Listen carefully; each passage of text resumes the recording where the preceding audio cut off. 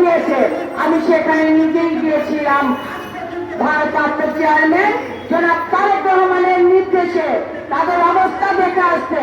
সেখানে ক্ষুধার জ্বালায় মাথার চাপ নেই, কান্না করছে জনগণ। এবং আমি দেখেছি ছাদবিহীন এক বৃদ্ধ ঈদের মধ্যে শুয়ে আছে। এই হলো বাংলাদেশের অবস্থা।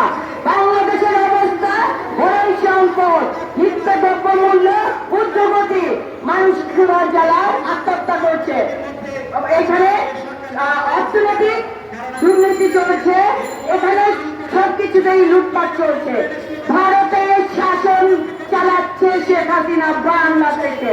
আমরা বাংলাদেশিরা রক্ত দিয়েছি, আরো রক্ত দিব, তবু ভারতের শাসন মানব না। আজকে আমাদের শপথ একটাই, দীপ্ত শপথ, আমরা ভারতের এই যে চুক্তি অবিলম্বে বাতিল করুন, নইলে আপনার গদি ফেলবে না। ধন্যবাদ সবাইকে।